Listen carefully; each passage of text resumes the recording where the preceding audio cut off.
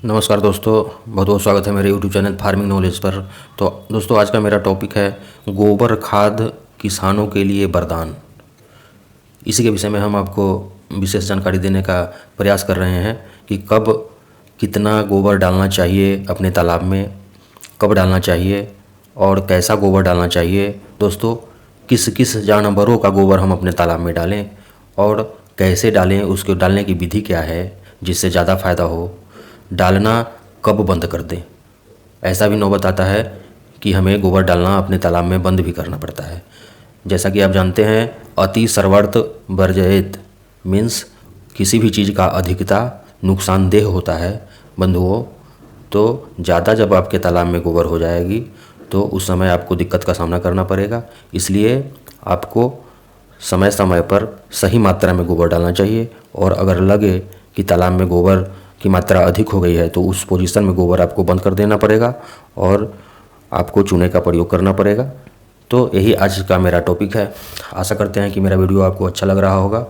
अगर चैनल पर आप नए हैं तो चैनल को कृपया सब्सक्राइब करें। मैं इसी तरह का वीडियो प्रत्येक दिन लाने का प्रयास करता हूं, जिससे मेरे अंदर जो भी थोड़ा बहुत ज्ञान है, जिससे आपको थोड़ा भी फ़ायदा होता है, तो मुझे अच्छा लगता है। तो किसान भाइयों, चलिए हम आज का टॉपिक आरंभ करते हैं समय नहीं गंवाते हुए। तो हमको कहना है कि कब डालना चाहिए आपके तालाब में गोबर। तो उसका जवाब है किसान भाइयों को कि जिस समय अब तालाब का निर्माण कराते हैं, जब आप अप्रैल के महीने में या उससे पहले तालाब का आप निर्माण करा लें। अप्रैल महीने में जब कड़ी धूप निकलने लगती है, उसके बाद धूप लगने दें अपने तालाब में, और जब कुछ दिन तक धूप लग जाए, उसके कीड़े मकोड़े मर जाएं, तो पानी डालने से पहले आप अपने तालाब में पहले चूना का छिड़काव करें। 2-4 दिन के बाद आप गोबर का छिड़काव करें। उसके बाद आप पानी डालें 1 सप्ताह छोड़ करके या 2 सप्ताह छोड़ करके। उसके बाद आप अपने तालाब में बीज को डालने का प्रयास करें।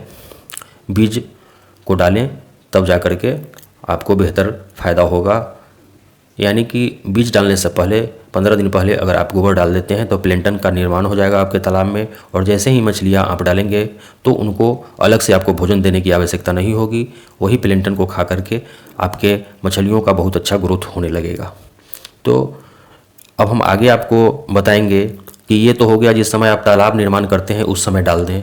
उसके बाद प्रत्येक 15 दिनों पर भी आपको गोबर का छिड़काव करते जाना है। जब तक आपके तालाब में मछलियां रहेंगी, जब तक हार्वेस्टिंग नहीं करा लेते हैं आप, तब तक आपको प्रत्येक 15 दिनों पर इसमें गोबर का छिड़काव करना ही पड़ेगा। तो अगर प्रत्येक 15 दिनों पर आप गोबर का छिड़काव करते हैं तो सिर्फ गोबर के छिड़काव से ही, सिर्फ गोबर खाद से ही आपके मछलियाँ का ग्रोथ बहुत अच्छा रहेगा। आपका मछली हार्वेस्टिंग करने योग्य हो जाएगा, मार्केटेबल साइज में आ जाएगा। दूसरे खाद देने की आवश्यकता, जो भी मार्केट में आपको मिलता है फीड, उसको देने की आवश्यकता नहीं होगी बंधुओं। तो वीडियो को आप ध्यान से सुनिए। अब बात आती है कि हम कितना डालें, कब डालें, तालाब निर्माण के टाइम में डालें, और कितना डालना है गोबर आपको। चलिए हम उसके विषय में आपको बता देते हैं। तो हम बताने जा रहे हैं कि 1 एकड़ के तालाब में आपको कितना डालना है। तो आप 1 एकड़ के तालाब में 500 kg गोबर जिस समय तालाब का निर्माण हुआ है उसके बाद आप डाल दें, और उसके बाद आप हर 15 दिनों पर 200 kg गोबर का छिड़काव करते रहें। तो बहुत अच्छी तरह से आपकी मछलियाँ ग्रो करेंगी और बढ़वार बहुत अच्छा होगा। अब आता है प्रश्न कि कैसा गोबर डालें दोस्तों। तो हम आपको बताना चाहेंगे कि गोबर आप न ज़्यादा पुराना लें और न ज़्यादा नया गोबर डालें। ज़्यादा पुराना गोबर वह ज़्यादा बंजर हो जाएगा, तो आपके तालाब में उसको घुलने में दिक्कत होगा। और हम जब भी आपको बताते हैं तो गोबर को घोल करके डालने के लिए बताते हैं, बगैर घोले हुए नहीं डालें। हम गोबर का कैसे प्रयोग करें वो भी आगे हम बताएंगे आपको इस वीडियो में। तो ज़्यादा पुराना गोबर नहीं लें। और एक चीज़ हम आपको कहते हैं कि कैसा गोबर, कहाँ से आप लें गोबर। अगर खटाल का गोबर मिले तो खास करके गाय का खटाल का तो सर्वोत्तम है। अगर आप अपना मवेशी है, आपके पास 2-4 मवेशी अगर आप गाय पाले हुए हैं जो किसान बंधु, तो उनका गोबर मिलता है, अपने गाय का गोबर आपको मिल जाता है, तो सर्वोत्तम सबसे अच्छा वही है।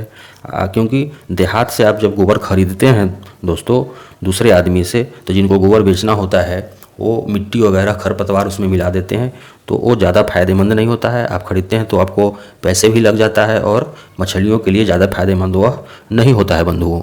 तो इस चीज़ का आप ध्यान रखें। अगर आपके पास अपना है तो सर्वोत्तम है, नहीं तो आप किसी खटाल से इसको परचेज कर लें, ख़रीदारी कर लें, उसके बाद आप गोबर को डालें। अब मान लीजिए कि ये तो हो गया कि गाय के गोबर। अगर गाय का गोबर उपलब्ध नहीं होता है तो ऐसा नहीं है कि दूसरे चीज़ों के गोबर आप डालेंगे तो आपको तालाब में फ़ायदा नहीं होगा। आप दूसरे जानवरों का भी गोबर डाल सकते हैं, जैसे भैंस का गोबर।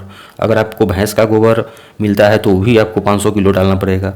अगर गाय का गोबर नहीं मिले, भैंस का मिलता है तो 500 केजी वो भी डालिए। अगर भैंस का भी नहीं मिलता है तो बकरी का मल जो है, बकरी का गोबर, उसको भी आप डाल सकते हैं, लेकिन इसका मात्रा कम जाएगा, 200 किलो कर दीजिएगा।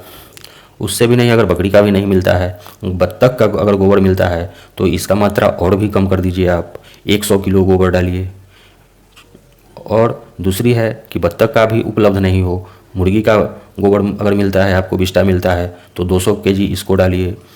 अगर सारे चीज़ों का गोबर उपलब्ध है तो सारे फायदे वाला गोबर है। जिस तरह से गाय का गोबर आपके तालाब में फ़ायदा पहुंचाएगा, उससे ज़्यादा बत्तख का गोबर फ़ायदा पहुंचाएगा, मुर्गी का मल फ़ायदा पहुंचाएगा, बकरी का मल फ़ायदा पहुंचाएगा दोस्तों। उसके बाद सूअर का गोबर भी उसी तरह से फ़ायदा पहुंचाता है। हो सकता है आपको सुनने में आश्चर्य लगे, क्योंकि सूअर के गोबर का प्रयोग आप नहीं किए होंगे, जो किसान भाई नहीं किए होंगे उनको हो सकता है आश्चर्य लगे। तो वैसा नहीं है, आश्चर्य की बात नहीं है। सूअर के गोबर से भी मछली का पालन किया जा सकता है, और किया जा सकता नहीं है, बहुत सारे किसान लोग करते हैं। तो इसको आप 200 केजी इस गोबर को डाल सकते हैं। अब बात आती है कि हम किस तरह से ये सारे गोबर का प्रयोग किस तरह से करें। तो आपको पहली तो हम बता दिए कि जिस समय तालाब का निर्माण कर लेते हैं उस समय आप घोल करके इसका छिड़काव कराएं। बहुत सारे किसान भाई ऐसे ही गोबर को लेकर के अपने तालाब में भिगवा देते हैं, तो वह मेथड सही नहीं है दोस्तों।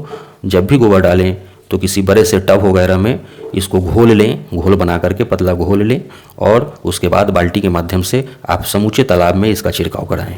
तो दोस्तों, हम आपको अभी तक बताएं कि कब डालना चाहिए गोबर, कितने मात्रा में डालना चाहिए गोबर, कैसा गोबर आप अपने तालाब में डालें, किस किस जानवरों का गोबर आप डाल सकते हैं और कैसे डालें, ये सारी चीज़ें आपको बता दिए। और अब एक पॉइंट और आता है जो हम पहले भी जिक्र किए हैं कि गोबर डालना बंद कब कर दें। हो सकता है आपके तालाब में गोबर अधिक हो जाए, ऑक्सीजन की कमी होने लगे, तो उस पोजीशन में आपको गोबर का छिड़काव बंद कर देना पड़ेगा दोस्तों। तो आपको पता कैसे चलेगा कि हमारे तालाब में गोबर का अधिकता हो गया है, ज़्यादा गोबर डल गया है? तो उसका पहचान है, आप अपने पानी को देख करके, पानी के कलर को यानी कि रंग को देख करके आपको पता करना पड़ेगा कि किस तरह का पानी है, ज़्यादा तो गोबर नहीं हो गया है। तो उसका पहचान हम आपको बता दे रहे हैं। जब आपके तालाब का पानी ज़्यादा हरा हो जाए या भूरा कलर का हो जाए, भूरा रंग का हो जाए, या काले कलर का हो जाए, काले रंग का, तो आपको समझ जाना चाहिए दोस्तों कि मेरे तालाब में प्लैंकटन की मात्रा बहुत अधिक हो गई है और ऑक्सीजन की भी कमी हो गई है, या ऊपर मछलियां आकर के ऊपर सांस लेने का प्रयास करने लगे। तो उस पोजीशन में तत्काल एकदम इमरजेंसी में आपके गोबर के छिड़काव को बंद कर देना पड़ेगा, और यथाशीघ्र जल्द से जल्द आप अपने तालाब में चूने का प्रयोग करेंगे।